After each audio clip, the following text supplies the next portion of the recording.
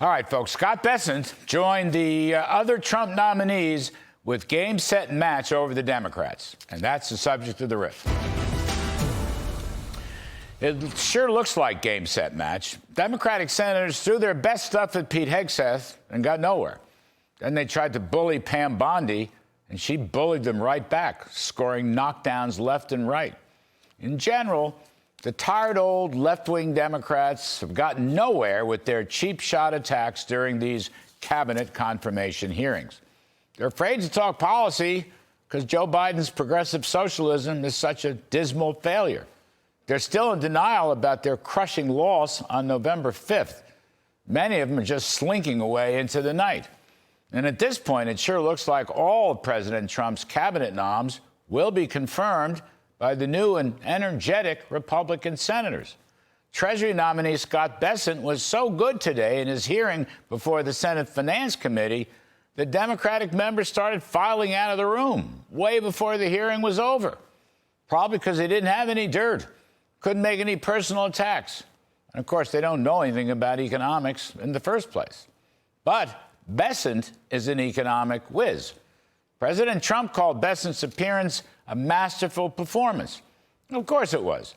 Bessent is a free market supply-sider who put together a storied performance as a top-flight investment manager for many years. He's an economic growth guy. He's a limited government guy and a king dollar guy. From his testimony today, I'll quote, "Critically, we must ensure that the U.S. dollar remains the world's reserve currency," end quote. Scott read the riot act on tax cuts, by the way. Take a listen. If we do not renew and extend, then we will be facing an economic calamity. And as always, with financial instability, that falls on the middle and working class people. We will see a gigantic middle class tax increase. We will see the child tax credit halved. We will see the deductions halved. So it will be what we call in economics, it has the potential for a sudden stop. There you go, a sudden stop potential. Scott Bessent also understands that President Trump's tariff strategy will not be inflationary. He has said that only excess money created by the Fed or overspending by the federal budget can cause long-term inflation, not tariffs. But on the question of tariffs, in his hearing, here's what he said. The American people should think about tariffs in three ways under the Trump administration.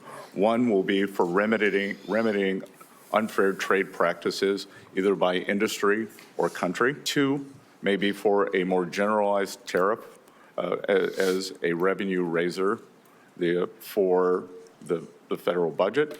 And three, President Trump, I think, has added a third use of tariffs, that tariffs can be used for negotiations. Yeah, indeed. The art of the deal.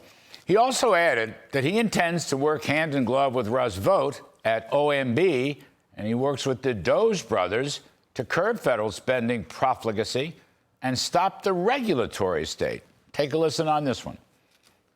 We do not have a revenue problem in the United States of America. We have a spending problem, that this spending is out of control. And also, Scott Bessent understands the need for energy dominance and unlimited electricity to power the new economy. And he's always subscribed to President Trump's drill, baby, drill mantra. Here's how he answered a question today.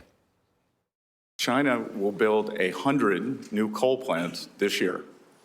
There is not a clean energy race. There is an energy race. Indeed, an energy race. In his opening statement, Bessent said that Trump was the first president in modern times to stand up for American workers.